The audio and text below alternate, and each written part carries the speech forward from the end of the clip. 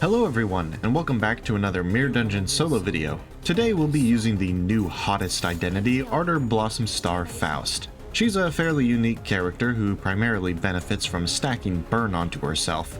Now, self-infliction is hardly anything new. Both Bleed and Tremor have identities which benefit from it, however the way she functions specifically is a little bit different. Self-burn functions as a sort of mix between the two of them, both serving as a counter to buff Faust's skills, the more she has, and as a penalty by just doing what burn does normally. Now, having self-burn on a character without any form of natural healing would normally be a massive detriment. However, she has two unique quirks about her that actually make it more of a good thing. The first is that Faust is completely immune to being staggered or killed by burn, meaning as long as she never takes any direct hits, burn is almost entirely safe as long as you don't mind spending the entirety of a fight at 1 HP. The second thing is that much like Pequod Heathcliff, Faust also benefits greatly from being at low health. The benefit, however, is exclusively on her skill 3, as the lower her health is, the stronger it becomes until it eventually activates its corroded form. This version of the skill can become incredibly powerful as long as she has almost no health, and as such has a very bad penalty in the form of forcing Faust to self-detonate. Because of this, you only ever want to actually use it when she's on death's door, and with the activation only being tied to a measly 30 burn potency, it can be quite easy to accidentally activate it prematurely. But that's exactly where her defense skill comes into play. As long as she can dodge something with it, she will lose 10 burn potency on herself every turn, making it quite easy to constantly keep her below the 30 burn requirement. All around she may be a little intimidating to use, but as long as you're capable of doing basic addition, it's pretty easy to keep her consistently healthy. Anyway, to start the run off, we take these starter buffs and choose these ego gifts on the first floor of the automated factory, before making it to the boss against the pink shoes. I don't like this floor as I find it to be far too easy, and as such I avoid it as much as possible in all of my runs. Unfortunately, we're using a Faust identity and one that has access to no healing at all at the beginning of a run, and as such this floor is pretty much our only option.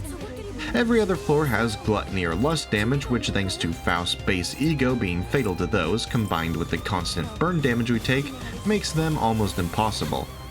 As for the boss itself, it's incredibly easy. We dodge everything we can and just wait for them all to burn up. We take Bloody Gadget and Ashes to Ashes for our reward and receive Pain of Stifled Rage as a bonus before heading into Hell's Chicken for the next floor. Here we buy the Hot and Juicy Drumstick, Pinpoint Logic Circuit, Lithograph, and Phlebotomy Pack before making it to the boss against Papa Bongi. With these chickens being a little undercooked, we have to take it upon ourselves to properly prepare them. They put up a little bit of a fight because of their lust damage, but with both an evade and a blunt resistance, it's not nearly enough for them to pose any more threat than a slow-roasted chicken. 늦으면 니키랑 먼저 갈 거야. 대체어가 진행하겠습니다. 상태 분석 확인.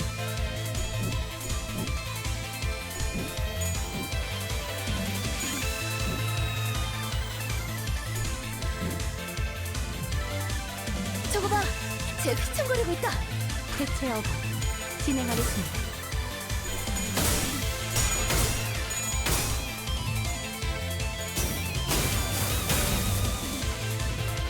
걷잡을 수 없이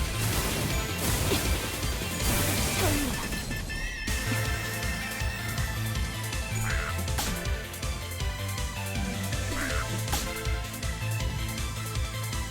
개체의 상태가 좋지 않아 보여. 대체어가 진행하겠습니다. 상태 분석 개체. 예사롭지가 않은데? 아주 작사를 내놨어! 상태 분석 개체. 개체들의 체력이 많이 깎여나갔어. 괴로워하는 게 느껴지지 않아? 이 기세로 계속 나아가보자. 이런 건 몽둥이가 약이지! 두드려 패! We take the Sharp Needle and Thread and Helterfly's Dream for a reward before heading into Repressed Wrath for the next floor. Here we take a quick pit stop to fight our Patron Abnormality in a random event node before anything else. Normally I'd skip this fight because it's not really that eventful, and also it's not the boss, but come on, I can't. The Ardor Blossom Moth is normally a really dangerous fight and is pretty much impossible for any identity who doesn't have an evade. Without an evade, the Moth stacks up so much burn that getting staggered and subsequently killed is pretty much unavoidable for all but the tankiest of identities. Even with an evade, it still inflicts a decent amount of burn regardless of whether its attacks connect, and thus the fight is always on a timer for how long you can survive. Fortunately, we're using the one and only identity who, for all intents and purposes, is completely immune to burn damage. Literally, the one and only skill that threatens us is the most obvious one, the Ardor Blossom Star. It rolls far too high for any of our egos to have any hope to beat without relying on a 50-50. The actual attack itself isn't that threatening, but the real danger comes from the over 50 burn potency it inflicts. If we were using any other identity, this would be enough to stagger us, but since we're immune to it, it's a pretty free fight.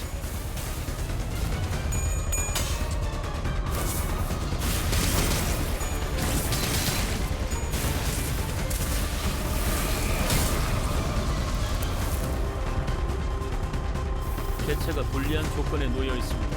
대체어가 진행하겠습니다.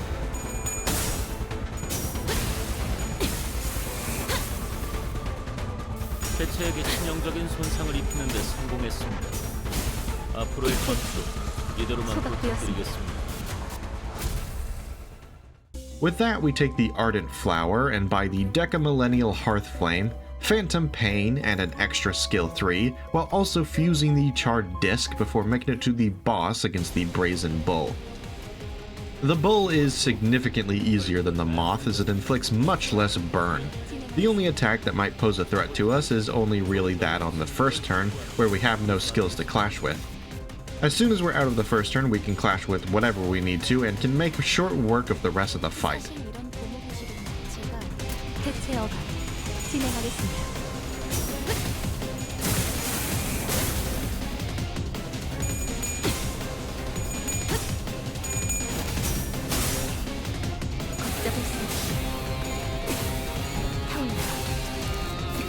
완벽한 한방, 시원한걸? 대체어가 진행하겠습니다. 걷잡을 수 없이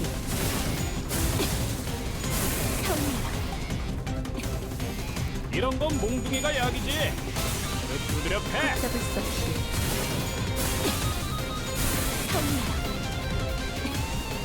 효율적인 대처로 개체를 꿰뚫었습니다. 참고로 기계는 입에 발린 말 따위 쉽게 하지 않아요. 하루 기다리는 거 못해. 대체어가 진행하겠습니다.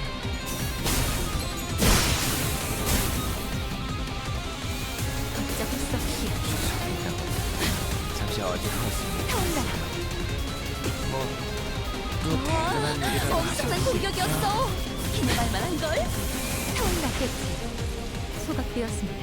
칼날이 잘 드네요. 아마 그 공격이 약점이었겠죠? We take the new release pamphlet and wound claret for a reward before heading into the evil defining for the next floor. Here we buy Late Bloomer's Tattoo and Dust to Dust before making it to the boss against the Pequot Trio. The only real threat to this fight is the dreaded 5%. With a Pierce Fatality and an Evade, the only way we ever really lose to this fight is by randomly rolling tails on one of the earliest attacks, which certainly happens more than once. The rest of the fight, though, is incredibly simple. Simply dodge Starbuck when Ahab cowers behind Queequeg to dodge every attack on the turn, and then stagger Queequeg so she can't do it again on the next. After that, it's a simple matter of clashing normally, and Ahab falls incredibly quickly. 올바른 방법으로 개체에게 일격을 가했군요. 이것이 바로 정보의 힘입니다.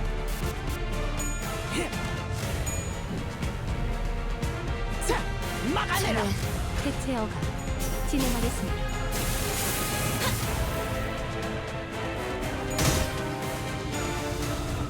걷잡을 수 없이 상태 분석 확인. 잘 들어갔네요. 크게 의미 있는 성과가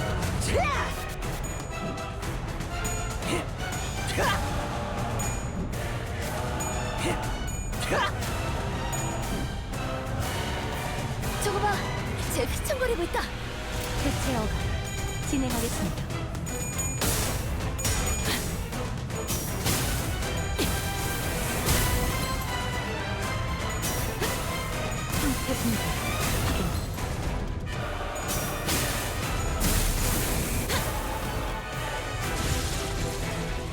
개체가 우리의 마지막 일격만을 대체요. 기다리고 있는 상태입니다. 진행하겠습니다.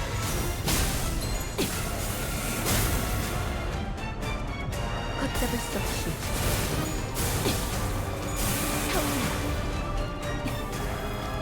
방금 공격은 걷잡을 수 좋았어. 없이 이대로만 계속해보면 좋을 텐데. 효율적인 대처로 개체를 꿰뚫었습니다. 참고로 기계는 입에 발린 말 따위 대체어가 진행하겠습니다. 타올라라. 승객이 딱콩 한 방 걷잡을 먹었어. 수 없이 타올라라. 방금 공격. 다음에 다른 개체에게도 다시 해봐줄래? We take the Hag's Leg in a special contract for a reward before heading into LCB regular checkup for the final floor. Here we find the regular operational gear and the Deca Millennial Stew Pot, while also buying the reignition plug and an extra skill 2, and finally fuse Embers, which unfortunately does not have a super fusion gift when combined with the other Ardor Blossom Moth gifts. Talk about a missed opportunity. With that, we make it to the final boss against Hohenheim, who is super incredibly easy. Like, the only thing he has going for him is that he's a 4th dimensional being who's beyond human comprehension, but other than that, he really doesn't do anything special. Personally, I think a he classification is too much for him, but he'd probably be stronger against a group of people with weak minds, so it's fine, I guess. 진행하겠습니다. Anyway, the fight itself is relatively simple. All you have to do is dodge all of his attacks like normal, and even if you don't, it doesn't really matter as they're all incredibly weak. The constant sanity drain is the worst part, as he just stops attacking on turn 3, and as such you have no way to regain it, but as long as you don't have the worst damage in the world, it's incredibly easy to break down his super skill the next turn, and establish once and for all who the best researcher is. 두뇌파로 적을 다 밀어버리는 놈이 있었지. 걷잡을 수 없이 타올라라. 개체의 유효한 속성을 정확하게 간파했습니다. 대체 어감 진행하겠습니다. 걷잡을 수 없이 타올라라. 상담에서 알려준 대로 잘했어. 역시 상담 걷잡을 프로그램을 수 없이. 보내는 건 잘하는 게 타올라라. 그대로만 해주신다면 오늘은 제압이 빠르겠어요.